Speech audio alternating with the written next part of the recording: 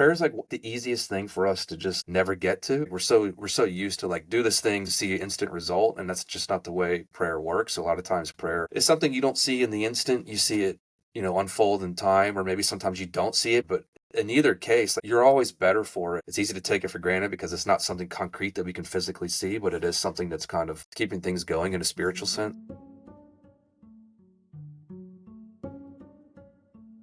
Hey, everybody, welcome back to the Catholic Founders Podcast, where we discover how to run your business like a saint. 2 asks for you today. If you are not already, please give us a subscribe on YouTube. We are trying to get to 1,000 subscribers so that we can then begin to be monetized. Number 2, if you have not already seen it, we've got a new initiative called the Saintly CEO. This is a free weekly newsletter that will help you learn how to run your business like a saint. Each email will have 2 things. Number 1, a 5-minute read that will help you to insert the faith into how you run your business. That's always going to be under 1,000 words. And number 2, a short list of other Catholic entrepreneurs to help you discover other Catholic founders and the work that they are doing. Again, it's totally free, so go sign up today if you're not already.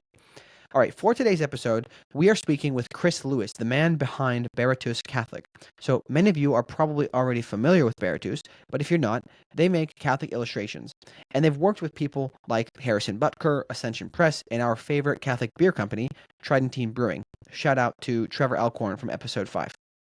And in today's conversation, Chris shares with us why he wants to keep the business as a family business and how he's constantly evaluating what scale that God is calling him to with his company. So, not unchecked ambition, but also not trying to keep it small and being afraid of what it could be.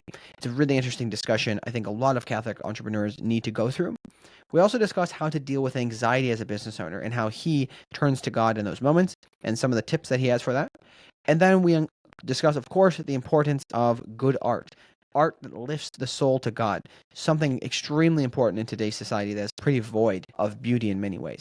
So there's a lot more than just these 3 topics, but it is a great episode. I really, really enjoyed recording with Chris. Such a knowledgeable person with so many great experiences. So be sure to share this with your friends and let us know your favorite moment from the episode. And without any further delay, enjoy the show. All right. Welcome to the show, Chris. How are you doing? Good morning. Doing great. Thanks for inviting me on. I appreciate it. Yeah, absolutely. I'm very, very excited to have you. I know about what you're doing, but for people who are not very familiar, tell us a little bit about you and what Baritus Catholic is doing. Yes, I am basically a lifelong artist, an illustrator, really. I've been drawing since I was a kid, done it my whole life.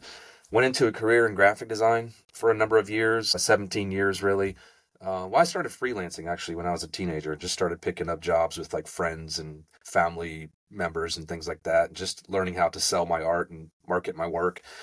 But then, professionally, I went into graphic design for a number of years, did that. And then after 17 years, I really got this inspiration and the pieces kind of came together to shift gears and switch back out of graphic design, although I still kind of do it, focus more on my true love, which is illustration, and start a Catholic-based illustration business. So now I'm a Catholic illustrator. I've founded my own little Catholic studio, art studio, I call it, and I cater to clients of various degrees. But then I also do like the passion projects, which I sell in my shop, which are like T-shirts, holy cards, devotional goods, and that sort of thing. And that's really the structure, the basic large picture structure of my business. Yeah, I definitely think we're gonna have to engage you guys on a new graphic design for the podcast because I just used GPT to come up with this thing a while back. Oh no. No, I know it's gonna make your hair stand up, but no, I think this is really cool what you're doing. Just for people who aren't familiar, I guess what is the breakdown typically of revenue? Yeah, it's interesting. So when I first started the company, I was working full time. So I was really getting this company rolling while I was working. So it really started with me doing just things that I love to create. So I was making like holy cards, stickers, started doing some T-shirts, and I was doing that just out of the love of doing it. And having done that is what started to attract clients to me, who were saying like, "Hey, can you do my branding? Can you develop this for me, this product for me, or something like that?" And so that was really, while it was the stuff I was doing for fun that kind of got me out there and visible, it was the client attraction which actually allowed me to split off and start doing this full time. So really that sustains my business. And now the things that I do in my shop, those are really just the things that I'm passionate about, things I love making, that I've wanted to do my whole life. And so those help kind of supplement the income, but it's really the clients that keep me going and able to support the family and stuff like that. Yeah. Okay. Got it. I don't know if you've seen this, but we had Trevor on the podcast Hmm. from Trident Teen. So I'm definitely a fan of your work, and I'm wearing it today too, in case people aren't watching. So yeah, this is really cool. I love the idea of people just doing things very well, kind of the Opus Dei type of vibe of like we do things extremely well, and that ends up kind of leading others to be attracted to what we're working on. There's, a lot of secular people will listen to the podcast Founders by David Senra, and it's kind of like it's obsession. It's something he mentions a lot. These people who end up going on to build great things, they're obsessed with just doing that thing really, really well, and it really brings a lot of people into their orbit. So it's interesting. Do you have any thoughts on that and like why Catholics specifically should be focused on kind of really, really honing their craft? Because I've come across a lot of people who they kind of just want to punch the clock and be done. Like they don't really. It's either they haven't tried to discover something, or maybe they've buried whatever their interests are just to provide for the family. Like, how do you think about that?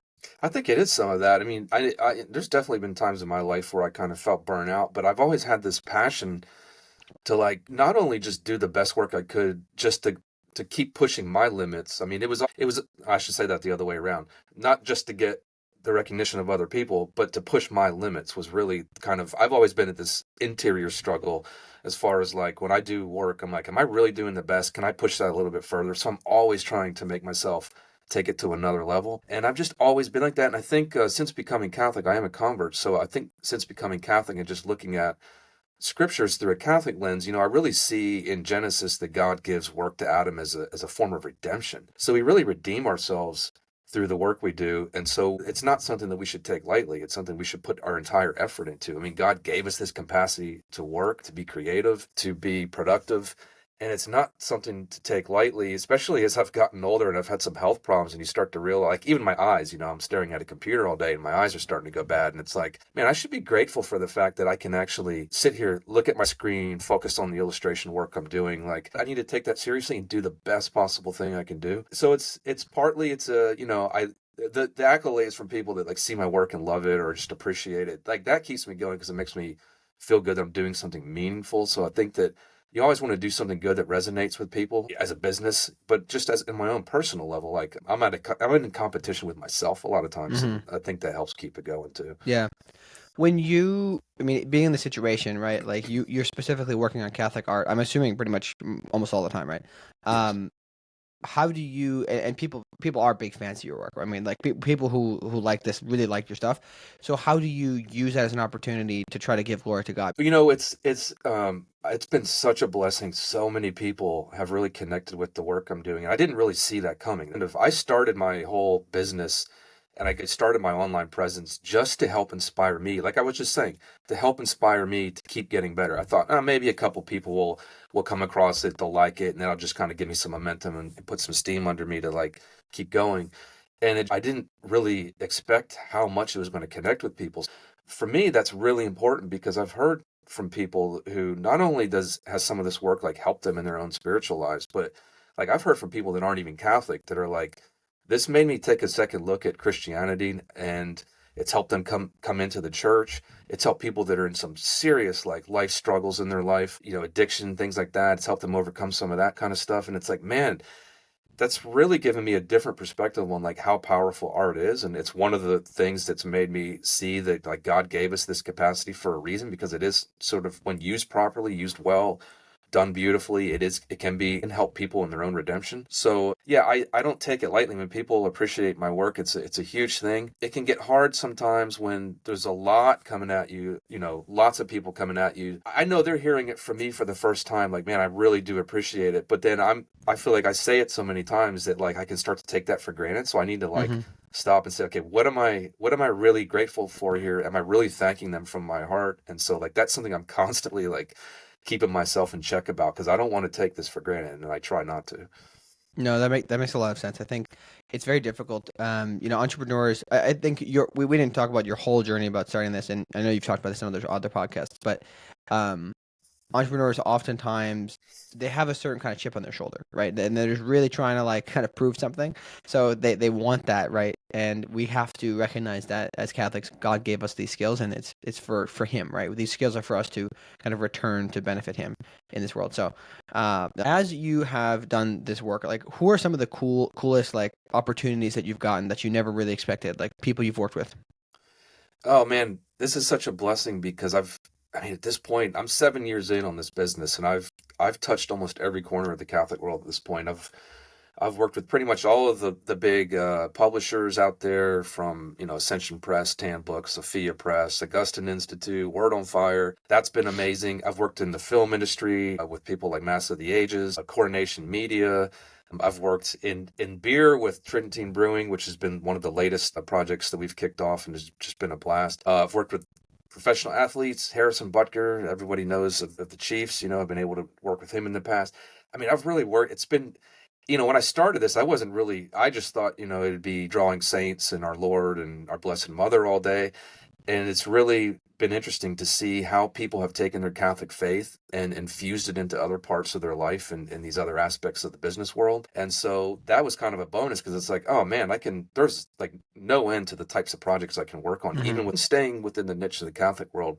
It's been a lot of fun. The publication was kind of what my whole life had been kind of oriented to. I really wanted to get into that. But yeah, just being able to do some of these extra things where I'm branding and helping launch products and things like that has been really, really, really interesting. And especially from an angle, because it's a way of evangelizing in these other aspects of the world that, it's not just prayer cards and, on the face religious work. Yeah. I mean, I think the example of Tridentine Brewing is a great one, right? It's like that beer is not necessarily like you don't have to be Catholic to buy beer, right? Last time I Yeah. checked, although we do tend to like beer. But no, I like that, because this idea of just inserting our faith everywhere, we should be doing it more, because why should we be ashamed to share about it and to be open and talk about it?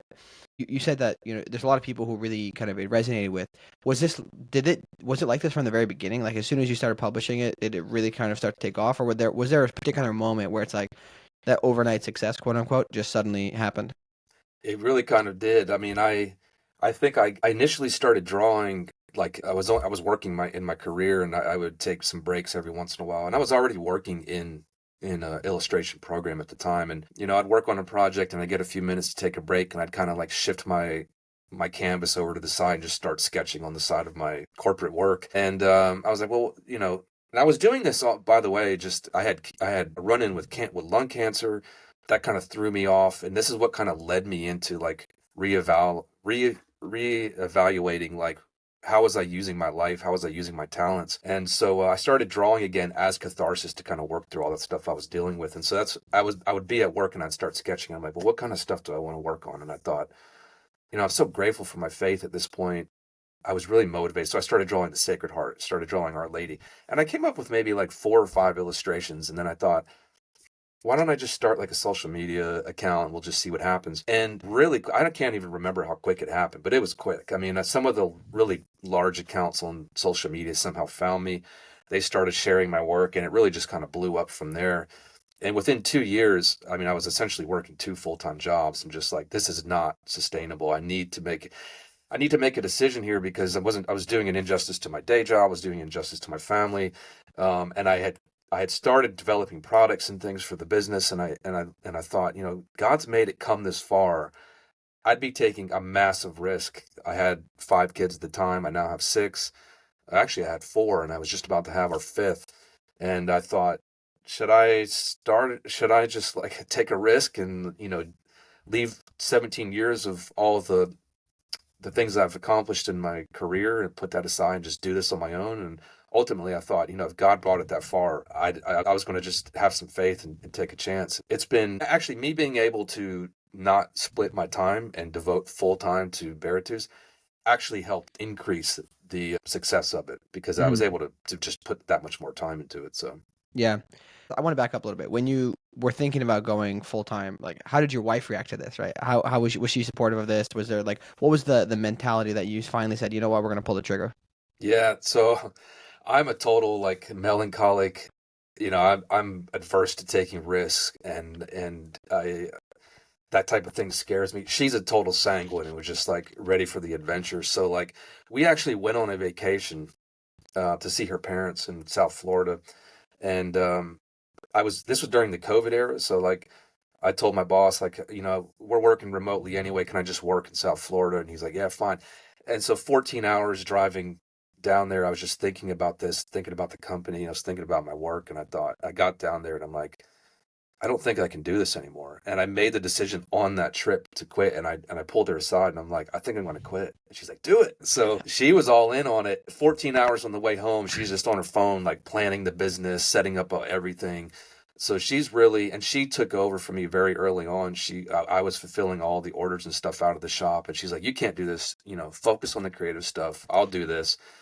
My daughter eventually turned 16 and she started taking that part over. She's now about to be 19 soon, and she runs my entire fulfillment of my shop at this point. She's our only paid employee. And so both of them were just really excited to get this going and have a family business and do it together. I mean, we really decided to do it together. So she's been like the most encouraging person I could possibly have. I mean, I probably would have been just like paralyzed with fear of doing this if it weren't for her just enthusiastic like support. No, I appreciate that. My wife was the same. We were expecting our first when I was deciding whether or not we should make the leap. And maybe I don't know if it's harder when you have five or about to have 5 kids or about to have your first. But Yeah. it was definitely scary. But at the same time, there were clear signs, and it's like for me, it was very difficult to ignore those. That God was really clearly saying, "Hey, just Yeah. give me a shot here." Talk about the family business. So you and I talked before the pod about how you want to keep this a family business. You're not necessarily trying to turn this into some multinational corporation or something, right? Like Yeah. tell us more about why that is, and just generally like some of the aspects that you really appreciate about having a family business specifically. Yeah, I mean, there's a couple dimensions to that. I mean, part of it is just the fact that I guess I'm a little bit unique in even having a business because it's really art driven. So it's like I'm the artist, I'm producing art, and then I'm having patrons support it. So they're really supporting the art and the work that I'm doing.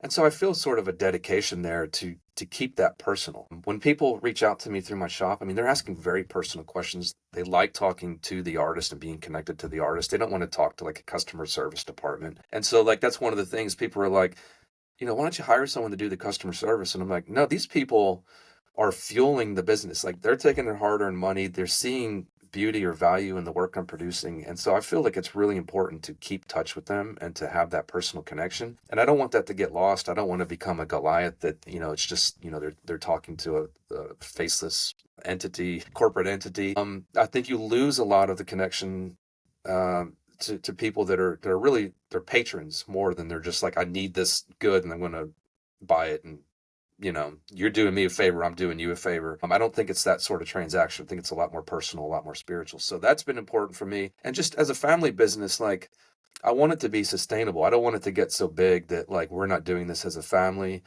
There are some concerns there too with I have to grow the business at a certain extent. So that's kind of one of the things I'm trying to navigate right now is like, how do I do that without losing touch of these things that I'm talking about? That's probably been my biggest challenge, especially in a Catholic environment, Catholic world where, people are very devoted to their particular saints, and saints are a lot of the big thing that I produce, saint illustrations. And so like, what do you do when there's a million saints and everybody wants their patron saint?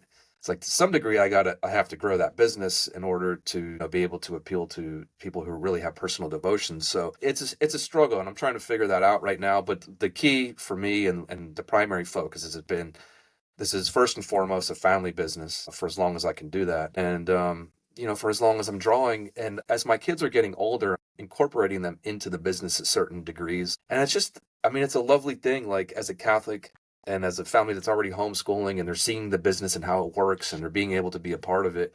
It's bigger than just running a business. It's really kind of a family endeavor. And that's been one of the things that fuels it in the first place. So it's something I plan to keep hold of. Do most of your kids have an interest in working with you, or do you kind of like, hey, you want to help me out here? Like, how does that work? Because this is always a struggle between family businesses, like the father or the leader of the business, and then the kids. Yeah, it's interesting. So my daughter, my 19-year-old, she's very artistic and she kind of likes being a part of the business. She's very detail oriented, very structured, very focused. She's perfect for fulfilling all of her orders and running the shop. And then I've got my next son in line. He's about to be 17. He's kind of like the hard work and the grit. So like he's moving the boxes around for me when I get new orders. When we do pop-up shops, he's the one that comes with me and helps, load everything up, helps build my set, does that kind of thing. He likes that. He doesn't want to be involved really in like the art part of it. And then I've got other kids that are like, uh, you know, my next son in line, he's just like, he kind of likes to check out some of the things I'm working on, but he doesn't really have an interest in like having a hands-on. And my two daughters below him, like they love it. So they have like I do hang tags on all of our shirts, and like they love to sit here and like put the loops through the tags and like get all that stuff ready so my daughter can use them. So like yeah, they all have interests at different levels. Like they all kind of have their little niches that they are either good at or have a focus on. But yeah, I don't. One of the things is I don't intend to like push my kids into it. And I told this to my son, and I'm like, if you're not interested in being a part of business, like I'm not going to push you. This is my thing. I want it to be a family business. There are still things you can learn from it, and I've helped to kind of pass on that business knowledge to him. So another thing is me having a business has encouraged my two older teenagers to start their own businesses. So they have Okay. their own business as well. Interesting. So tell me more about that. I guess I'm always curious to see that evolution. Like, what does business end up? What is your business that your kids get to be involved in and see up close? What have they learned from it? And then obviously you already mentioned some of the outcomes. Yeah, so my daughter, her being the very artistic one, she has her whole portfolio of her own work that she's working on, which she's learned from me. Okay, how do I produce cards with that? How do I package things? How do I market it? How do I brand it? So she's about to do her first pop-up shop actually this weekend at our parish. So she's seen kind of how we do a live presence, and she's taken some of that in her own way and like spinned it into her own style and done that for her own work. And then my son, he's like I said, he's more of a hands-on guy. He does woodworking and stuff. So like he makes wooden swords for kids, like toy swords. And so he spends a lot of his time like really crafting those. But he's learned from my business, okay, how do I display them when I take them to the parish to sell at events? How do I market them? He's learned to like create a logo and do his branding and things like that. So they're all picking up certain things and then they're learning to apply it to their own interests, which I think is just really neat to see. Yeah, this leads us into a good segue, which is you obviously by saying, "Hey, listen, we're not trying to take over the entire world with being like the only Catholic illustrator," right? You encourage other people to get started with business, especially with artists. And this is something I've thought about a lot because I've been surrounded by a good number of friends who are artists who they want to be a musician or they want to do these things, but it's like making it into a business is usually not their strong suit. So, what are your kind of core principles or things that you would share with somebody if you're going to start doing this and you want to make this your full-time thing eventually? Here's what you got to keep in mind. Yeah, I think one of the big things I've seen is there's a lot of people out there that are like, oh, I want to do what you're doing. But they haven't really thought about like what is their story? What are they trying to express? And I think for me, especially when I was younger, like I knew I wanted to do something and I wasn't really sure like how I was going to do it or what I wanted to do or what that angle was going to be. And I think for a long time, especially like in my really early years, like in my 20s, I would look at people I admire and I'd be like, well, I want to do something like this. And I just found that it was when I didn't have like my own authentic sort of like take on things or whatever that story was that I wanted to convey, it was just an uphill battle. And I kind of felt like I was trying to force it a little bit too much. And as soon as I started relaxing and just trying to think about, okay, what motivates me in the faith and what are the kind of the things that I want to portray and explore through my art. And I started to look more inwards than outwards about what I wanted to do. The whole concept and idea of what I wanted a business to be came together. So I would just say, like, for people starting out a business, like, really think about who you are and what you want to do personally. Like, what is your voice? What is your story going to be? And really work on refining that and crafting that. And then think about all the experiences in your life that can help you take a piece from those experiences and how would you apply that to your business. So for me, like I was kind of frustrated for 17 years working in graphic design in the secular corporate world. I felt like I was just always working on somebody else's things and I was kind of impatient to do my own thing. But, God is very patient. And so when I finally came around to starting my business, it clicked for me like, oh man, that was 17 years of me working in the apparel industry, working in branding, working in product development. And I learned all of these facets of business that now I could take and apply to my own Catholic business. And so don't let those things get by you. Like learn every chance you get. That's what I would tell people, especially when they're young. And yeah, have a story. Don't let any of those experiences pass you by without gleaning something from them that can really be useful in your future. And what you were saying earlier is a really important thing too about doing things well. Like understand what that takes. Starting a business, there's going to be a little bit of learning lessons. You're going to learn some hard lessons. You're going to lose money. You're going to have to invest money. Those are all fine things. So just try and put together a plan where you can start to do that in a reasonable way. Like you obviously don't want to tank your whole business before you get off the ground, but a lot of the startup is going to be time, money, exploration, taking chances, experimenting, that sort of thing. Mm-hmm. The topic of having to kind of go through the desert, if you will, of a career before you start your business is something I think about a lot. I wanted to be an entrepreneur from a pretty young age. Like my dad was a cabinet maker, so I was like, hey, maybe I'll take over his business. Then I realized, I don't know if I want to do that, Yeah. but I know I want to have a business. And it was just a matter of like, I was constantly like scratching and clawing and trying to figure something out. But Yeah. it wasn't until, after some time, like I had a strong skill set that I could easily like provide for my family. And that's why I started my own search firm. So it's like, I don't know how to reconcile this because some entrepreneur types will say, are you really an entrepreneur or not? Like, get started, start acting. I'm like, okay, that's one thing, right? But if you are really observant, and if you recognize, like we do, that we have first a vocation to, well, for most of us, to marriage, obviously, unless you're called a religious life, we have to focus on solving that equation first, and then go from there and make sure we can provide. So I appreciate the perspective here. Hey everybody, quick interruption. If you're growing your business and you're looking for a virtual assistant to support you, it could be on marketing items or just general administrative tasks, consider using Paraclete VA. This is something that my executive assistant and I are building, which is basically trying to help Catholic business owners grow their business with trustworthy support that's not going to cost them an arm and a leg. But primarily, we're trying to help these virtual assistants in the Philippines that we know a lot of, these Catholic virtual assistants, to get better employment. In many cases, their employers are either engaged in things that are kind of like immoral or things that are just not in line with their Catholic morals in general, or they're just very disrespected by their employers. So they would much prefer to work for a Catholic who is going to treat them well. They can't just quit their jobs because they have families to feed and they need to bring in money to put on food on the table. So if you're interested in hiring somebody like this, consider reaching out to us with a little bit about what you're looking for, and you will be able to help change a family's life. The way it works is you reach out to us at dearcfpod@gmail.com, tell us slightly about what you're looking for, and then we will introduce you to some folks. Once you hire somebody, you pay $500 to us, and then once you are happy with them after 30 days of work, if everything's going well, you pay us another $500. Again, we are not an employer of record, so you will be paying them directly as a contractor, and we can help you facilitate best practices there, but you will be the one paying them. So again, if this is something of interest to you, consider reaching out. All right, back to the show. What about I want to go back a little bit. You mentioned, or we were talking about keeping the business smaller and not trying to go, let's say, to the moon, basically. How do you what you're basically doing there is you're putting effectively like a mental limit on what you want to achieve, like how much ambition you want to have, how much effort you want to put into it. How do you decide or discern, maybe is a better word, where to set that limit in relation to what God wants from you? Because we could easily say, I don't want to have to deal with that. I'd like to keep it small, but what if God is asking you to make it bigger? How do you pray about this and figure out where's the line to focus on? Yeah, that's something I've actually kind of been grappling with in the last couple of years, because a couple of years ago I was like, this is my limit. I'm absolutely sticking to it, and um, things kind of evolved to the point where it's like, no, I feel like I'm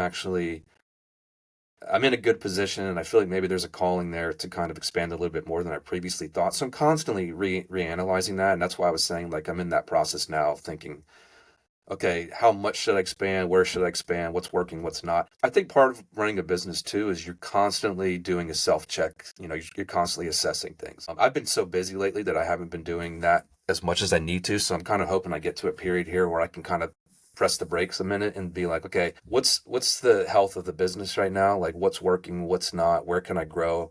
What should I dial back a little bit? And I think it's good for a business person to kind of check in every once in a while, maybe every quarter or something, every half a year. I don't know what that, I think for everybody it's going to be different. I think I should probably do it at least every quarter. And yeah, just reassess things. Is it working not only for the business, but for me spiritually? Like, it's very easy running a business to get burnt out, especially if I'm in a creative industry. Like trying to be creative nonstop just doesn't, it's just not possible. I mean, I'm doing business stuff more than I'm being creative at this point. So you definitely, and I don't want to lose sight of that because it was the creativity and it was the inspiration that ultimately got the business started. And it's very easy to get into this routine of just like burning the candle at both ends, keeping the business running, and then getting burned out on the creative stuff, and then you're gonna lose traction there. So I think for me, again, going back to just being an artist, like I'm constantly trying to give myself enough work and enough like pause that I can actually recharge my creativity because ultimately that's what's fueling it. So I feel like as long as I'm being creative and I'm finding outlets for that are meaningful to me. I'm very much a creature of inspiration. So I think if something is really like in my heart, really means a lot to me, I'm just going to follow it. And so to some degree, that's tied to prayer and, just discerning what God's calling me to. So as you were saying, like, how do I know if God wants me to expand or whatever? I think that's part of where the prayer comes in and just constantly being in conversation with God about that. Yeah, it's very similar to how Jesus would always go up into the mountain, right, and pray and then come down. It's like you have to constantly fill up your cup. Even Jesus did, right? Yeah, yeah. Jesus had to take time away to fill up his cup, so to speak. I think we ought to too. And it's not just about the spiritual life too. It's about as I mean, you could argue that the spiritual life and the business life really are basically all one, right? Like our actions are human actions. They're not just, human actions in the context of business or Yeah. personal interactions. They're all human and they all have eternal consequences. So I appreciate that perspective because it's so easy as an entrepreneur to just be like, oh man, like I got to get that next client delivered. I got to get their work done. I got to find the next client, right? And there's also at least for me, I don't know how it is for you. There's always a little bit of anxiety of like, Oh yeah. okay, where's the next business coming from? And then all of a sudden, like, I actually just closed like 4 retainers out of nowhere, and I'm like, now I'm stressed about delivering on it.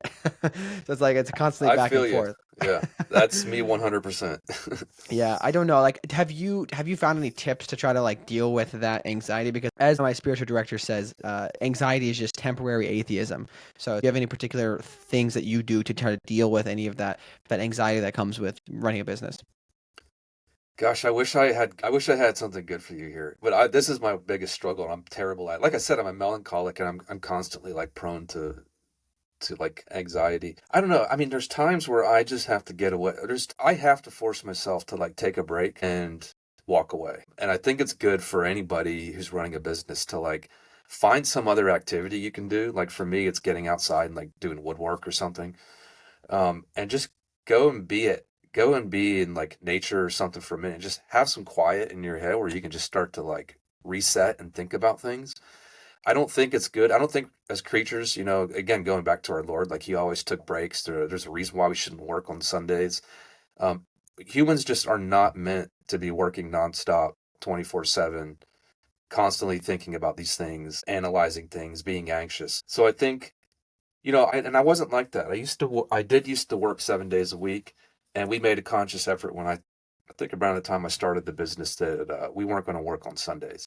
And there's times where, you have to answer an email or something comes up and you got to address it. But for the most part, I'm like, and my daughter's actually better about it. Like she will not step into this room on Sundays. And that helps too, because that encourages us. It's like, okay, yeah, it's a Sunday. Hopefully the kids see that I'm not, working nonstop on a Sunday, and that's a good reminder for them. I think everybody just needs to be cognizant that we need a break. Sometimes you need a break. And I think the more that I hold myself to doing that and I can get away here and there, I'm not as anxious. A lot of that stuff fades away. I pray about my business at every mass too. So there's time there after mass. I just sit there quietly and I thank God for the business. I thank God for the people who support me. I pray for the success of the business. Ultimately I do this to provide. I do it for two reasons. I love the beauty of the faith, but I also provide for my family. So that is a realization that I do have to work and I have to take that seriously, but I don't do them any justice and I don't do the business any justice when I overwork myself. Yeah, this idea of taking time away, I think about it so much because this was a commitment I think I started making. Before I had started my business, I had been going to daily mass most of the time, and I try to keep that up. And now I can, go in the middle of the day. And there's always times where like, oh man, I just got so much work to do. Like I'm gonna skip noon mass. Yeah. But every time I do, it always calms me down. Like every time I should say, every time I go to mass, it Yeah. really calms me down. There's definitely a reason for this. We're constantly relying on ourselves versus on God, right? And I know that people are like, well, you just think that God's gonna run your business for you. Well, in some way, yes, because He gives us all the skill sets. He gives us the inspiration in the first place. So yeah, He is basically Yeah. running our business for us, right? Man, this is good. I love all these things you're talking about. This is good. Let me ask you about prayer more. So you mentioned that you guys pray. You pray about your business all the time at mass. Are there any other kind of core ways that you work prayer into how you run the business?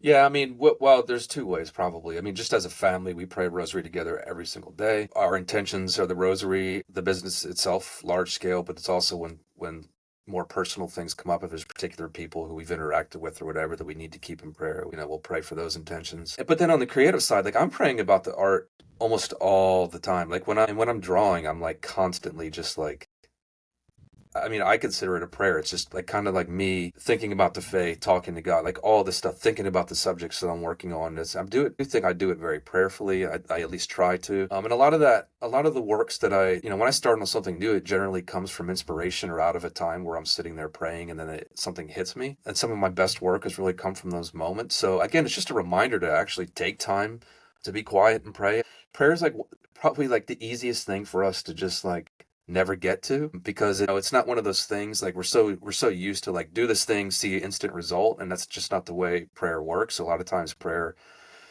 is something you don't see in the instant. You see it unfold in time, or maybe sometimes you don't see it. Maybe it's something that internally changes you. But in either case, like you said about going to daily mass, like you're always better for it. And so having those things, just remembering that like ultimately that's one of those things that's fueling the business. It's easy to take it for granted because it's not something concrete that we can physically see, but it is something that's kind of, keeping things going in a spiritual sense. Yeah, it's important to keep doing that. So we do our daily rosaries. I pray while I'm working. We do little simple things too. We have a lot of problems with the post office. I wouldn't say a lot of problems. We have problems with the post office sometimes. It can feel like a lot when you're sending out a lot of orders, but I'm always very concerned that people, get a good product and to get what they paid for. And a lot of times when you're handing something off to a third party, it's kind of hard to put that trust in someone else to fulfill that end of the bargain. So we'll do prayers for packages as we send them out. We even write a little St. Anthony prayer on the package just as a reminder that ultimately we entrust these things to God to make it work out. There are also times where like the postal service will lose a package, so we'll send another one out or something. And then in the end, 2 weeks later or something, the package shows up and the people end up getting two packages. We're like, look, that's the Holy Spirit right there. Clearly you must know somebody in your life that probably needs that other holy card or something. So like give those things out. So we're kind of always finding ways that we can just bring back to mind that there's something greater at work here. And a lot of times that comes back to us when we're praying about it and we realize the graces and the gratitude that we have. Probably the coolest part about being an entrepreneur, I mean, I guess this is not just limited to entrepreneurs who are Catholic, but it's especially important, is that there are so many things that are going on that God's using you for that you don't actually know.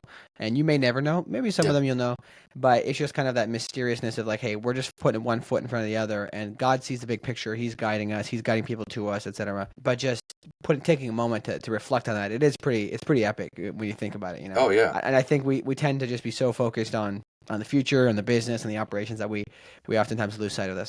Oh yeah, we think, we're just doing this task, and it's this task that, we work on it, we focus on it, we get it done, we move to the next task, and we're just constantly doing tasks. But that's not it. Yeah, like to your point, like it was like when I started my business, I didn't see all of the breadcrumbs that led me to it until I got to a point in my life where I looked around like, man, I have a business, and I looked back and I saw all the things that fell into place that made that happen. So yeah, God is constantly at work in our lives. It's really our job just to be patient and like you said, constantly be in prayer about it, so we can actually hear what we're being called to do. Yeah, amen. How do you look at the culture wars and the way your business kind of like helps with it? And I don't mean culture wars in terms of Democrat and Republican. I'm talking about the culture has rejected God broadly, right? And I think that there's some signs that that's coming back a bit right now. But because you're doing this kind of very visible thing that can move people, how do you think about it, and how would you encourage other people as Catholic entrepreneurs to try to like bring God and insert God back into the culture? Yeah, I mean that's actually one of the reasons I started my company. I used to travel a lot and I'd go to a lot of the major cities in the US and in Europe, and I was constantly seeing degraded art everywhere. And I started thinking about myself as an artist, and I thought, and a lot of times too you see like sacrilegious stuff and that kind of thing. And I started thinking, there's so much beauty in the Catholic Church. I've heard stories of people that step foot into like one of the great cathedrals of the world and they're like converted by the beauty, and that's real. And I think when I was looking around on these trips and just feeling like the gloom and despair and depression of kind of the world and how it showed itself through the art that people were making, I started thinking, here's a good opportunity for Catholic art to kind of reclaim some space in the culture. And so that's one of the reasons I make things like t-shirts and vinyl decals and things like that, things that people can take out into the world.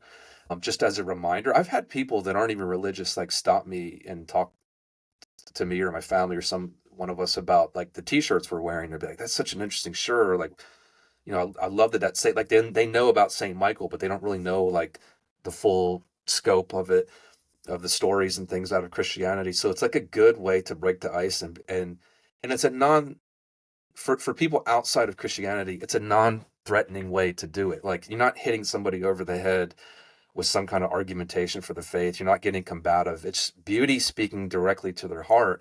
And it prompts them to be the ones to ask the questions. So I think that's, John Paul II, he wrote an amazing encyclical to artists, actually.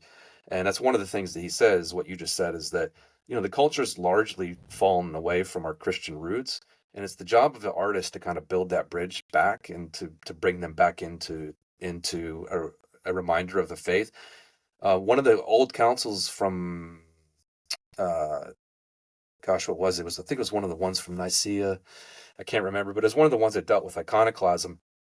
They actually called for religious art to be placed everywhere, in our homes, in our churches, but also out on the streets. And I think Rome is a good example of that. When you walk around Rome, you see these little Marian shrines everywhere on street corners. Um, I'm really inspired by that. I want to live in a world like that where, the things that are unseen are made seen by art, and it just recalls our mind to this greater reality, this cloud of witnesses. As St. Paul says, we see through a glass darkly now. On the other side, we're going to see face to face. Things will all make sense. It's one of the jobs of the artist is to put those reminders out in our presence, so that we're recalled to mind of things that are greater than what we just see here. And if we don't do that, the world they're going to be steeped in all of the degradation that we see coming out now in film and in music and everything else. It's the job of the Catholic to kind of like reclaim some of that beauty, because the world's not going to do it. It's a good point because I think a lot of people, they don't even know what's bad. Like they don't even know Yep. how bad the art is because there's not a whole lot of other good stuff out there. I mean, it's out there, but it's not necessarily inserting itself into your life and kind of like saying, "Hey, well, look at me." It's usually more subtle. It's in our churches. If you're not going to a church, probably not going to see it. I mean, it's obviously in the museums, but I don't know if people are really getting enough exposure to this. Like now there's like a really big popular movement with every city is putting up, murals all the time, right? And what are these murals about? A lot of them are just empty, right? They're like Mhm. there's nothingness to it, right? I'm sure the artists, have some idea behind it, but let's be honest, like there's just a lot of just nothingness. And I think people are always seeking beauty, right? We know that they are seeking something because God put his thumbprint on all of our hearts. So all we have to do is just tap into that, right? It already exists there. Maybe they're ignoring it, maybe they're trying to cover it up, but they are looking for truth and for beauty. So we have to keep bringing that to people. I want to ask about your experience collaborating with other people. So you mentioned a lot of really cool names earlier of other Catholics you've worked with. How have you found this experience of collaboration and working with relatively well-known people compared to the secular world? I'm sure you did some of this kind of with the secular world too, with big collaborations, etc. What is the difference there? Yeah, yeah. I worked with a lot of pro athletes and things when I was in the secular world, and I always tried to do the best work I could do. I always tried to really bring a new dimension to the work that I was creating, but it just didn't have the depth or the meaning. And for me, like especially as I've converted to Catholicism, as I've gotten older, I'm just very much focused on meaning and story. And a lot of the corporate world doesn't have that beyond the framework of make a good, sell a product, just it's done for the sake of of selling the product, and I think what's different in the world that I occupy now is that I'm doing things because it means something to people. And it's not it's interesting because it's like nobody, needs the stuff I make, but they desire it because there's a longing in their heart for the things that of God, right? So that's just been a dimension of working in the Catholic world that just it's not even you can't even compare it. And it's very unique to the Catholic world because it's something that embodies both the spiritual and the physical aspects of our nature, and it speaks to both of those sides. Whereas when I worked in the secular world, it might have spoken to our material natures to some degree, but there just wasn't that spiritual depth there. And it's just a huge blessing to be able to have a focus, have a business that has a focus on both of those aspects, and just being able to tap into them. Hmm. No, I like that a lot. What has been the biggest spiritual lesson, or kind of how has your spiritual life developed through entrepreneurship specifically? Well, I think it goes back to a realization that God has given everybody some kind of talent, some kind of gift, whether you're an artist, musician, whatever everybody has a different facet of their life where they see that God's given them some kind of unique ability. And I think business is we don't start businesses for the sake of starting businesses. We start businesses because God's given us those gifts, and it's a way for us to utilize them and to be able to share them with others. And I think just realizing that and reanalyzing just why we do these things in the first place, and having gratitude for the gifts to do these has just changed my life in such a huge way. I mean, gratitude is probably the biggest thing that's been revelation for me. Is just like all these small, just the fact that I can draw. Like I think I took it for granted. I've just always been like, wow, I'm an artist, and it's just kind of what I do. But when I actually stop and think about that I can take something that nobody's thought about before, and I can turn it into a reality through the work of my hands. That's just a huge honor and a gift. And being able to have a business where you can share that with other people and it connects with people in a meaningful way. I mean, it's given me a lot of purpose, I think. Yeah. I love that. Thanks for sharing that. And then I guess last thing for people, what is something that you would ask other entrepreneurs, any other Catholic entrepreneur? What would be your call to action to them, your kind of call to arms, if you will? Well, I think yeah, I don't know, just being focused on the faith, why we do these things, and how you infuse the faith into the work that you're doing, whether it's just something that shows itself in your efforts, or whether it's something that manifests itself in the end product that you're making, or the service that you're doing. I think it's important because ultimately God uses this as a light to the world, and we're here to do that work. And I think that every work you're doing, every endeavor, every product you're making as a Catholic should in some way be focused back on God and being able to lead other people to God. I think that's ultimately like the calling there. Very good. Well, this has been a pleasure having you on, Chris. I've been, like I said, a fan of your work, and I knew that there was a story behind this. So I appreciate you coming on and talking about it. And we'll have to have you on again in the future, and we'll have to see what your kids get up to. Maybe they're going to be coming on the pod too at some point. That's right. Yeah, I love it. Thank you, Silas. It was great. Thanks, Chris. God bless. Thanks so much for tuning in to today's episode. If you enjoyed it, leave us 5 stars on your favorite podcast player. And if you're not already, give us a subscribe on YouTube, because we're trying to get to 1,000 subscribers, and that will help us to become monetized. And then be sure to subscribe to the Saintly CEO, our weekly newsletter that in under 1,000 words will help you run your business like a saint, or learn how to run your business like a saint, and help you discover other Catholic entrepreneurs with our curated list of these folks. And finally, if you are looking for a peer group of other Catholic entrepreneurs, consider joining the Catholic Founders Guild. It's $10 a month or $100 a year to be part of this community of other people who are building in this space. We get to know each other, work through each other's problems with our businesses, and learn from each other. Some of these things are, great topics that are not shared on the podcast because people want to keep it more to themselves. But we share this in this kind of more intimate group. You will also get access to all of our paywalled content if you become a paid subscriber. To do this, you just go to our Substack and upgrade to paid. Any of these 3 tiers will work for you. Again, it's $10 a month or $100 a year to join the peer group and get access to all the paywalled content. And yeah, just consider if it's something for you. We really hope to see you in that group. It's got a lot of great folks in it, constantly giving each other advice and helping each other as we go along our business of building journeys. All right, thank you so much for tuning in. God bless you, and see you next time.